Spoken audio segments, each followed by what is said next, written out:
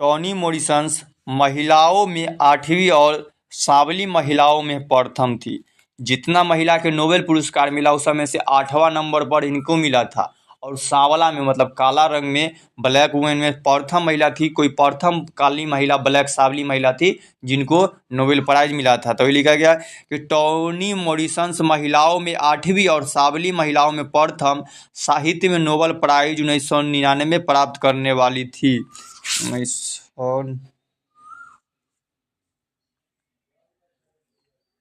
इसमें तो 1993 दिया है। टॉनी मॉरिसन महिलाओं में 8वीं और सांवली महिलाओं में प्रथम महिला थी और साहित्य में नोबेल प्राइज 1993 में प्राप्त करने वाली थी।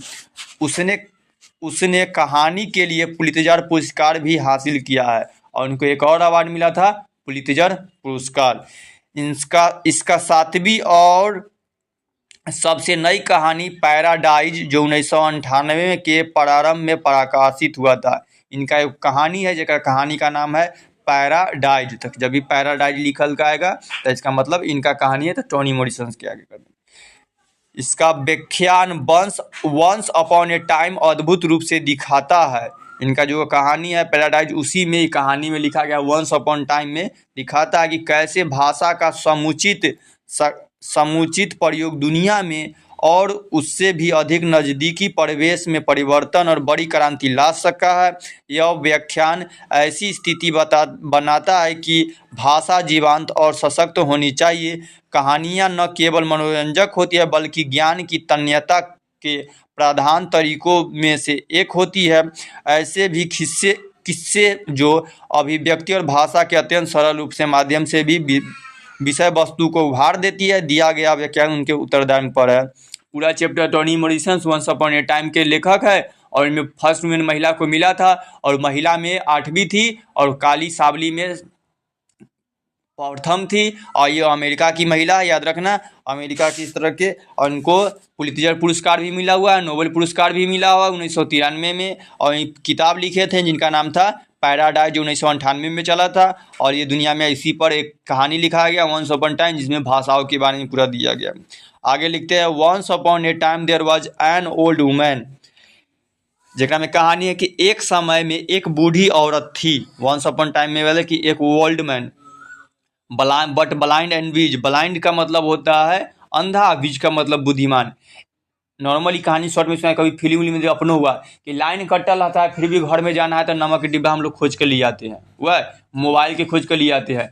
आँख न रहते हुए बहुत अच्छा से काम हम लोग कर सकते हैं। उसी तरह कहानी में कि महिला के आँख न होते हुए भी बहुत अच्छा से काम करते हैं। बूढ़ी औरत भी है, ठीक, और पूरा फैमिली, और इनको दिखाई नहीं देता है लेकिन बुद्धिमान बहुत है। आगे कहानी में पढ़ते थे। एक समय में एक बूढ़ी औरत थी। पहले बात है कि एक समय में एक बूढ़ी औरत थी। एक समय के मतलब हुआ वंस अपॉन ए टाइम। वो अंधी पर बुद्धिमान थी। वो अंधी थी पर बहुत बुद्धिमान थी। या वो कोई बूढ़ा आदमी था। ये कहानी का या तो कोई वो बूढ़ा था या कोई बूढ़ी थी। शायद एक गुरु और गिमियत के संग शांत थके हुए बच्चे। मैंने यह इस जैसी कहानी कई सभ्यताओं में सुना है। एक समय में एक बूढ़ी औरत बुद्धिमान थी।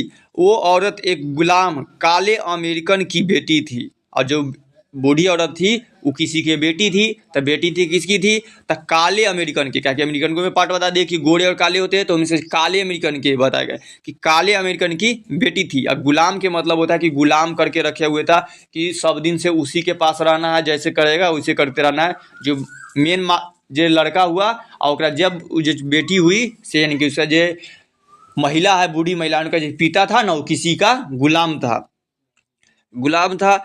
और अमेरिकन की बेटी है और शहर के बाहर एक छोटे से घर में रहती है। घर बहुत छोटा, गरीब तरह के। उनकी छवि एक बुद्धिजीवी के रूप में, उनका छवि की सब कैसे जानता है? उन जानते कि बहुत बुद्धिजीवी है, बहुत बुद्धिमान है, जिस वजह से वो कानून के रूप में भी जानी जाती है।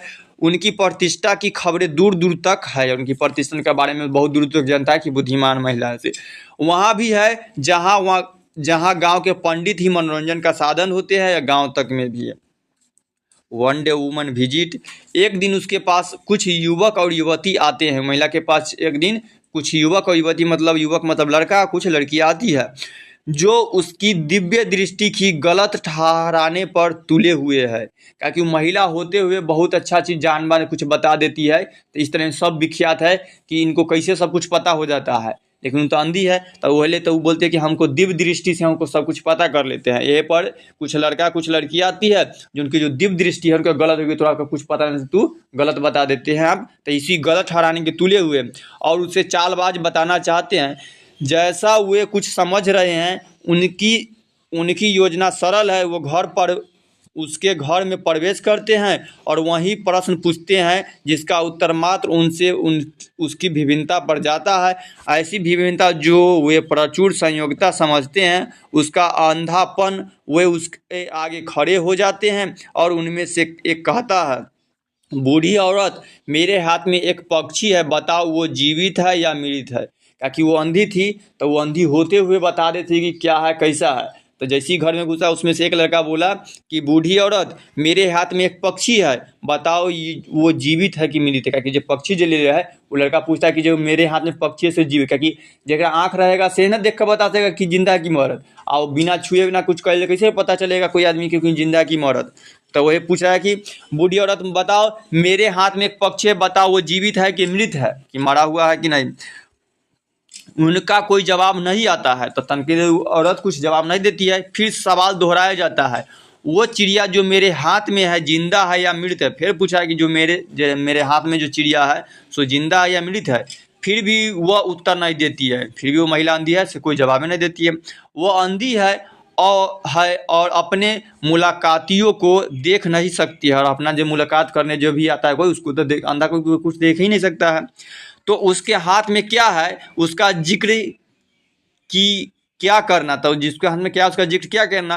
वह उसका रंग नहीं जानती, जाति नहीं जानती, कि पुरुष है कि स्त्री, घर नहीं जानती, वह केवल उनका अभिप्राय जानती है।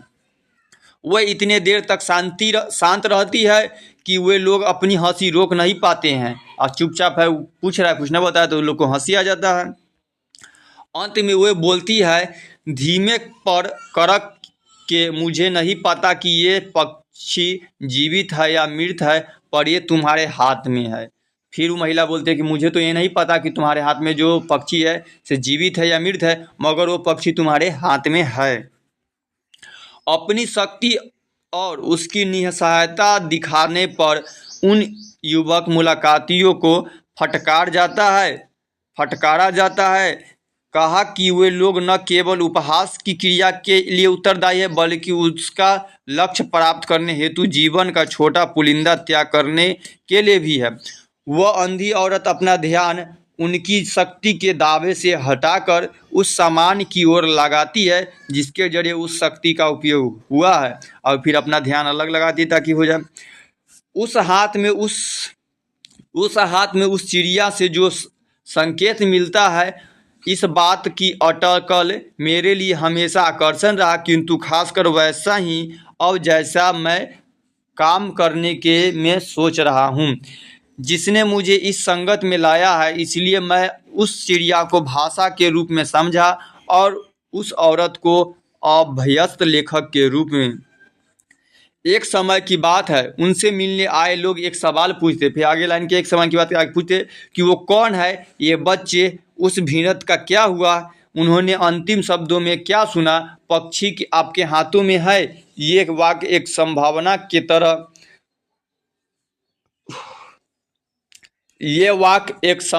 के तरफ ले जाता है। शायद बच्चों ने सुना, मैं एक बूढ़ी अंधी महिला हूँ, मैं अब आप लोगों को नहीं समझती, भाषा का अभी भविष्य अब आपका है।